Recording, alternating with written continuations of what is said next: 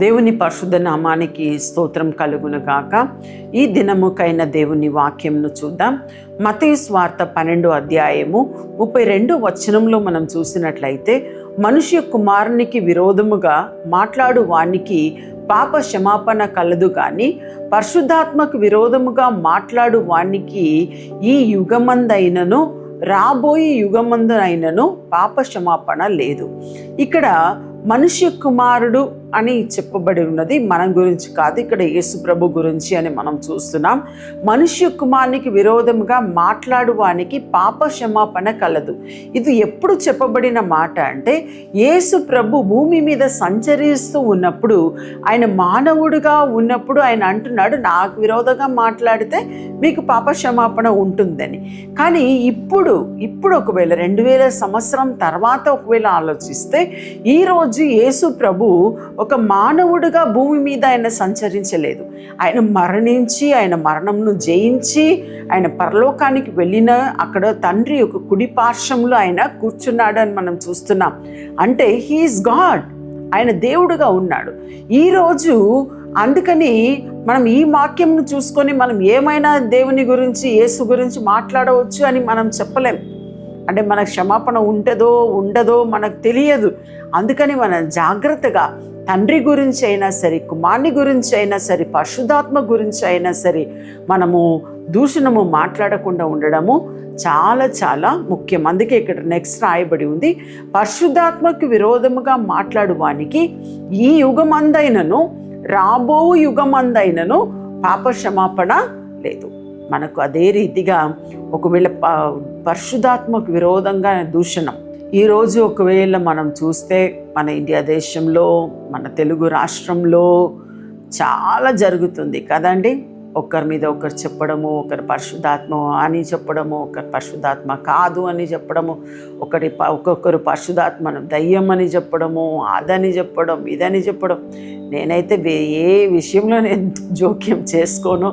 ఎవరి వీడియోస్ చూడడం కానీ, కమెంట్ చేయడం కానీ ఏమీ చేయను. నా పని ఉంది అని మనము చాలా జాగ్రత్తగా మనం ఉండాలి.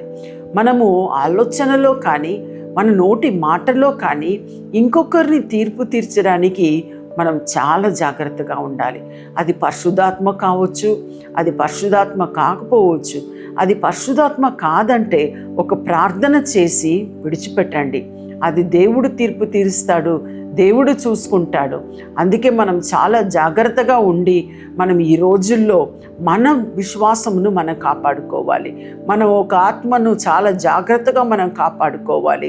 మనము విశ్వాసమును కాపాడుకుంటూ మనం లాస్ట్ వరకు కూడా నమ్మకమైన దాసుల వలె మనం జీవించడానికి మనం ఆ దేవుణ్ణి అడగాలి. ప్రభువా నీ కృప చూపించండి నాకు అని చెప్పి మనం అడగాలి.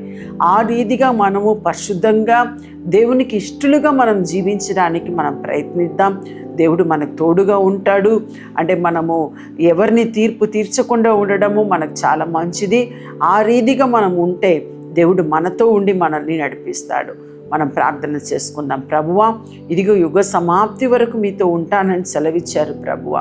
మేము కూడా ఎవరిని దూషించకుండా, ఎవరిని తీర్పు తీర్చకుండా ప్రభువా మా పనిని మేము చూసుకుంటూ మేము జీవించడానికి ప్రభువా తండ్రి మీరు చెప్పిన రీతిగా ప్రభువా తండ్రి ఎవరికి విరోధముగా మాట్లాడకుండా మేము ఉండడానికి, పరిశుద్ధాత్మకు విరోధంగా ప్రత్యేకంగా మాట్లాడకుండా ప్రభువా మేము ఉండడానికి ప్రతి ఒక్కరికి కృప చూపించమని ప్రార్థిస్తున్నాను తండ్రి. నీ చేతికి వారిని అప్పగిస్తున్నాం ప్రభువా. మీరే తోడుగా ఉండండి, దీవించండి, ఆశీర్వదించండి. యేసు నామములో అడిగి ప్రార్థిస్తున్నాం మా తండ్రి, ఆమేన్. ఈ ప్రోగ్రాం మీకు ఆశీర్వాదకరంగా ఉన్నదని మేము నమ్ముతున్నాం. ఫస్ట్ లైక్ చేయండి, తెలిసిన వారు మీ ఫ్రెండ్స్ అందరికీ మీరు షేర్ చేయండి, తర్వాత సబ్స్క్రైబ్ చేయండి. తప్పగా ప్రభు మిమ్మల్ని దీవిస్తాడు. ఇక రాబో వీడియోను కూడా మీరు చూడండి, దీవించబడండి. ప్రభు మిమ్మల్ని దీవించును గాక. God bless you. అందరికీ శుభవార్త.